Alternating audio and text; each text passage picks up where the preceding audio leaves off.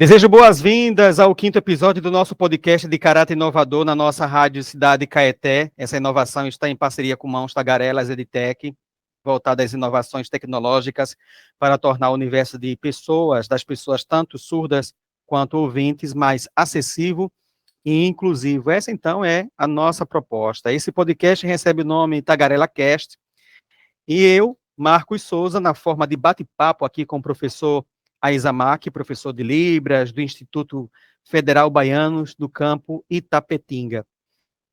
Por falar do Aizamac, ele é graduado em Letras, especialistas em Libras, mestre em Educação, doutorando em Educação, proficiente no ensino e no uso da Libras. Ele também atua de forma voluntária, que é importante ressaltar, no Mãos Tagarelas, a principal, então, parceria aqui inovadora com a rádio de ouvintes. E por esta razão, nós vamos lá mais um bate-papo em torno de assuntos relacionados à área da surdez, a interpretação de Libras, o ensino bilíngue, entre outros assuntos correlacionados. Professor Aizamac, seja muito bem-vindo mais uma vez ao nosso Tagarela Cast. No 4º episódio, nós mencionamos e pedimos até para as pessoas, nossos telespectadores e ouvintes, para anotarem, né, o nosso tema que nós iremos tratar agora no 5º episódio. O grande desafio das janelas de Libras na TV. Quem não já viu numa interpretação de um assunto na TV, a pequena janelinha ali na televisão, na TV, de uma pessoa interpretando Libras. Nós esperamos, então, construir esse diálogo frutífero para quem deseja atuar na área de Libras, para quem já atuou, e para quem agora acendeu a chama no coração de querer atuar, voltar a atuar para quem já atuou nessa área muito, muito importante. Este é o 5º episódio do podcast da primeira temporada, chamada Tagarela Cast. Todos os sábados nós estaremos aqui, nosso encontro marcado às 11h30 da manhã, no Tagarela Cast, que será disponibilizado no canal do Aiza no YouTube. Acessa lá no YouTube o canal do Aiza, no formato de vídeo. E também será transmitido em formato de áudio na Rádio Cidade Caeté para os nossos ouvintes. Olha que coisa boa, né? Então, como estaremos lá no canal do Aiza, deixe lá, aqui embaixo, ó, tá vendo aqui? Seu comentário, deixa aí o seu comentário, suas impressões, o seu like, né? Seu coraçãozinho, seu okzinho, de que estamos fazendo um excelente trabalho para vocês. Então, vamos lá, né, esse bate-papo aqui com o nosso professor Aizamac. Professor Aizamac, vamos começar então nosso bate-papo.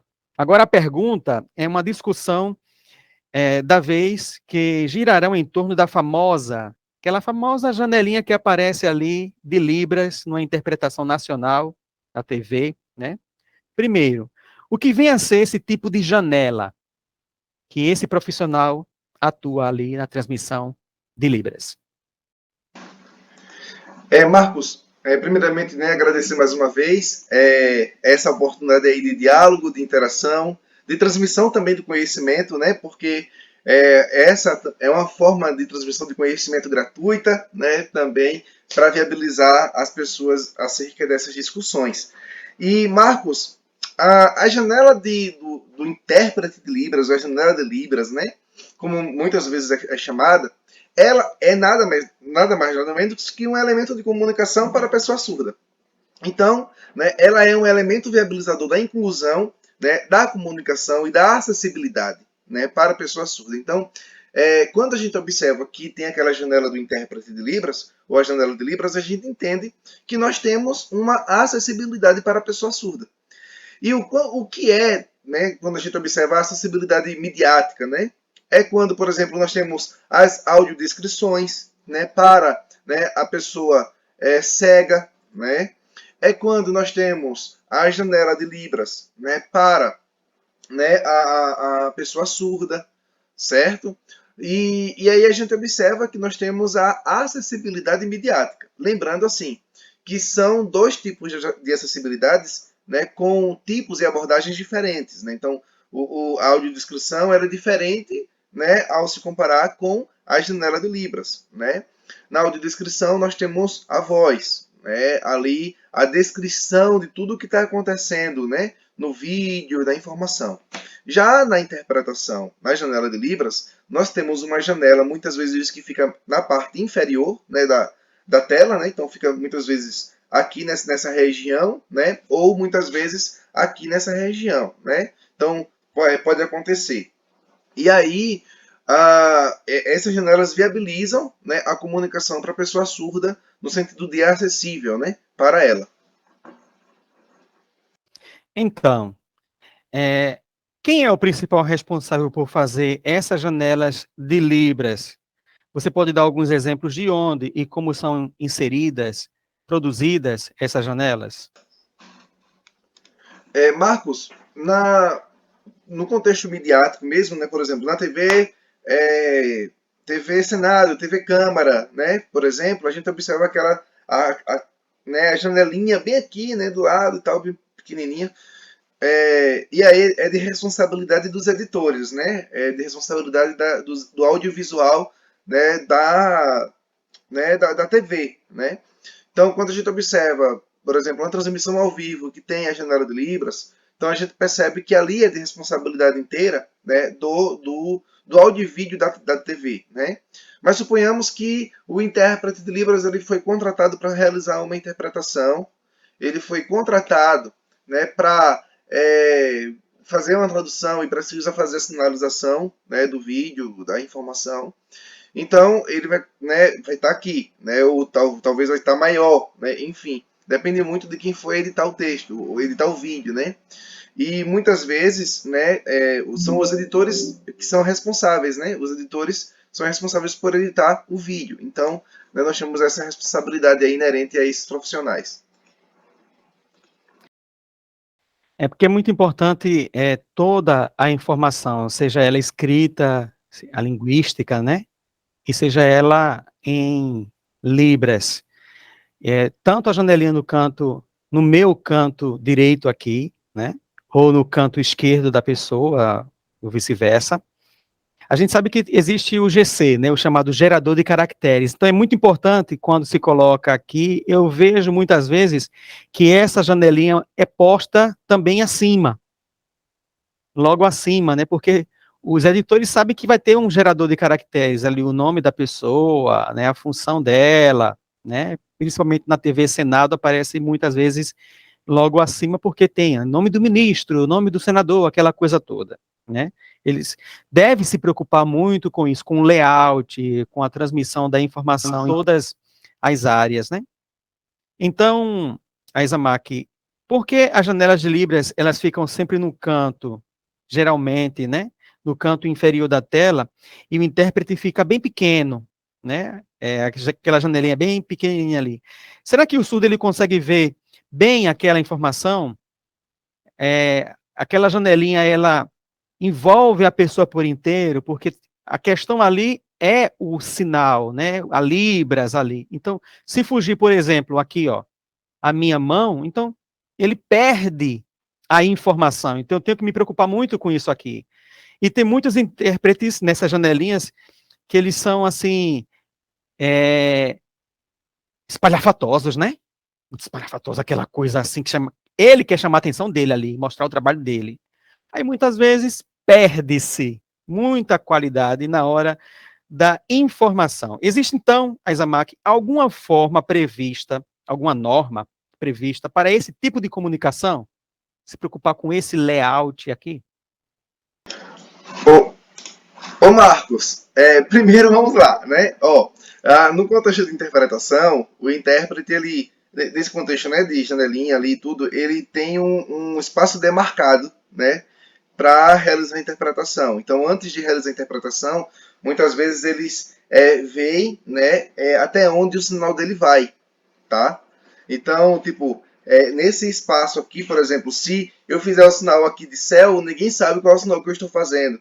Então, antes de realizar a interpretação, muitas vezes eles se posicionam para saber até onde o sinal dele vai. Ah, só vai ter aqui, opa, só vai ter aqui, então eu tenho que fazer céu aqui assim, não posso fazer assim. Ah, se eu fizer o sinal de terra aqui, opa, não está aparecendo, então tem que fazer o sinal de terra assim. Ah, professor, mas eu aprendi terra mais embaixo. Então, mas nesse contexto aqui, né, da telinha, então a gente precisa alocar o sinal de forma a deixá-lo transparecer com base no sinal que a gente tem, com base no espaço que a gente tem. Então é basicamente isso que acontece, né? Não é nem a questão de ser espalhafatoso e tal, mas é porque nós temos um espaço delimitado, né, nessas janelas de Libras, né? Ah, e aí você falou, Marcos, né, que fez essa pergunta, né, que no contexto da interpretação da janelinha aqui, nós temos uma normatização, né? Só que muitas vezes essa normatização prevista na ABNT, muitas vezes ela é deixada de lado, ela é desconsiderada. A ABNT ela coloca lá um tamanho mínimo, né? Ela coloca o mínimo, ou seja, pode ter um máximo. Então, se a pessoa quiser, por exemplo, dividir a tela meio a meio, pode, né? Se a pessoa quiser colocar, né, um pouquinho maior, tipo assim, assim, né, dessa forma aqui, então fica bem visível para a pessoa surda. É diferente, por sua vez, quando a janelinha está bem pequenininha ali, né, e o surdo, tipo, ele tem muitas vezes que, né, tentar entender qual é o sinal que está sendo feito, né? E assim, muitas vezes a interpretação, ela, no contexto midiático ali, ela sofre interferência visual, né? E quando sofre essa interferência visual, ela prejudica muitas vezes uma pessoa, por exemplo, que é surda e que tem, por exemplo, dificuldade visual, né? Tem uma deficiência, né, visual. E por isso que é importante, né, pelo menos deixar, né, a janela do intérprete um pouco maior, né, do que o habitual, para tentar facilitar, né, a interação, a comunicação, né? Também, né, a gente percebe muitas vezes que o intérprete tem um fundo verde ou um fundo azul, né, o que é chamado fundo infinito, né, porque a gente pode, com esses tipos de fundos, né, tirar o fundo, por assim dizer, né, tirar, né, a parte da parede, né, se a parede for de uma outra cor, se tiver alguns objetos, né. Então, por exemplo, com fundo verde, né, aqui eu consigo tirar, né, o quadro, consigo tirar, né, tudo que está ao meu redor. Então, é basicamente esse contexto, né? Nós temos uma normatização que essa norma, né, ela viabiliza como a gente pode fazer, né, a configuração da janela. Mas onde está essa norma, né? Onde está? Então, eu posso posso disponibilizar o link dessa norma, né, no chat, né, aqui, né, para que quem está assistindo, né, quem está observando essa informação, que consiga acessar para poder, né, encontrar no momento de edição, quando quiser fazer e tudo, né? Também, Marcos, é importante ressaltar que muitas vezes o intérprete ele realiza um trabalho freelancer de interpretação. É normal, né? Pelo menos, por exemplo, aqui da Bahia, eu não consigo ver muitos intérpretes freelancers, ou não consigo ver na região Nordeste, mas na região Sul, Sudeste ali, a gente observa muito, Centro-Oeste também, a gente vê muitos intérpretes freelancers. Então, muitos intérpretes, eles fazem um trabalho, né, midiático, e que muitas vezes envolvem, né, esses trabalhos envolvem a edição. Então, eles acabam fazendo, né, o processo de interpretação, né, e insere, né, a edição. Eles fazem a edição, eles inserem a janelinha de Libras, né, lá, ou somente o intérprete lá, né, para transmitir o contexto da informação. Também propagandas a gente observa muito, né? O governo federal utiliza muito, né? Muitos governos estaduais estão utilizando muito, né, essa questão da interpretação de Libras, né? E a gente observa, né, que agora está se valorizando mais, né, o intérprete de Libras por deixá-lo mais visível, que antes não era assim. Me levanta então uma curiosidade que eu tenho, né? E que talvez seja a curiosidade de muitos que estão agora, nesse momento, nos ouvindo e vendo através do seu canal aqui no YouTube. A minha curiosidade é que eu observo alguns telejornais, TVs, né, emissoras institucionais, TV Câmara, Senado, até a TV do governo, né? A TV institucional do governo, entre outras, que aparecem as janelas ali do intérprete de Libras. Aí daí eu vejo, por exemplo, que o intérprete está sinalizando muito rápido, talvez porque o interlocutor ali ele está falando também muito rápido, né? Será que o surdo realmente ele está compreendendo? É possível compreender, entender aquela informação que está sendo transmitida? Porque eu entendo um pouco Libras, mas quando eu vejo ali, me dá assim uma certa apreensão. Não sei por que eu entendo pouco, né? Que eu vejo assim aquela rapidez, né? Aquele frenesi. Aí eu me pergunto, mas será que o surdo realmente está compreendendo aquilo ali, aquela informação, está passando de forma fiel, fidedigna para esse público alvo que é o surdo? Então, Marcos, no contexto de interpretação mediática, o intérprete ele não vai se preocupar com essa questão, sabe? Ele está se preocupando ali com a exposição da informação. Então, está sendo informado, né? Então ele está ali também informando, né? Muitas vezes nesse contexto de interpretação, né, o que é colocado ali, né, de maneira expositiva, então cabe ao surdo ele observar ali a informação ou não. Assim como, por exemplo, um ouvinte, se vai colocar na TV câmara, se vai ficar, né, na TV câmara, se vai ficar o dia todo assistindo ou não, né? Então é basicamente, né, igual. Muitas vezes a gente nem consegue entender aquelas palavras difíceis que são colocadas, né? Aqueles termos formais da língua, né? Que são colocados lá e que muitas vezes o intérprete ele vai estar ali dominando, vai estar só explanando a informação, né, expondo a informação. Aí o surdo ele pode voltar, né, caso a transmissão seja ao vivo ou gravada, aí o ao vivo depois vai ficar gravado. Então, se ele perdeu alguma informação que ele julgou que seria interessante, né, seria importante, então ele pode, né, depois assistir, né, a gravação.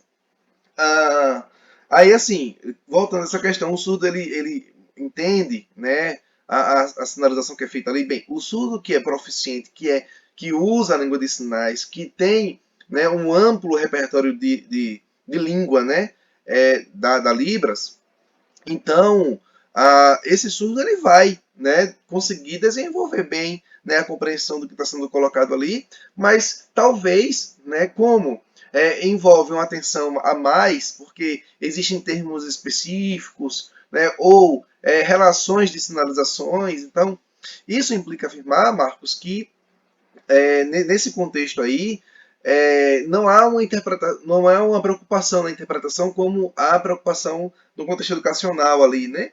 Mas só que assim, existe um outro tipo de preocupação, que é expor a informação. Então a exposição da informação ela deve ter o sentido preservado, deve ter, né, a alocação, né, da informação de forma a preservar a identidade da pessoa surda, né, a identidade da pessoa que está falando, né, os interlocutores de fato, certo? Então é basicamente isso.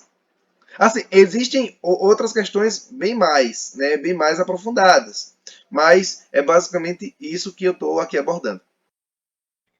Beleza, muito bom, professor Izamaki. Infelizmente, nós chegamos aqui ao final do nosso quinto episódio do podcast Tagarela Cast, com a participação aqui valorosa do nosso professor Izamaki, que enriqueceu ainda mais esse diálogo, né, do nosso podcast semanalmente, todo sábado, 11h30 da manhã, não percam os nossos episódios. Se você perdeu algum, vai lá no canal do Aiza e verifica lá, assiste lá, para ver justamente como nós chegamos até aqui, né? Todas as questões que foram levantadas para você entender direitinho esse bate-papo gostoso que nós estamos aqui transmitindo para vocês, nossos telespectadores aqui do canal do Aiza, como também nossos queridos ouvintes aqui da Rádio Cidade Caeté. Esse podcast tem a intenção de justamente trazer essas reflexões muito boas em torno do universo de Libras e também para os nossos queridos usuários aqui, nossos queridos intérpretes e nossos surdos também que assistirão. Quer saber qual é o nosso sexto episódio? Anote aí, ó, o tema. O tema é esse, ó.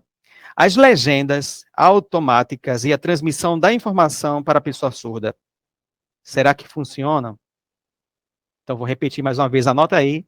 Coloca lá, né, no seu celular para despertar naquele dia, sábado, 11h30 da manhã. As legendas automáticas e a transmissão da informação para a pessoa surda.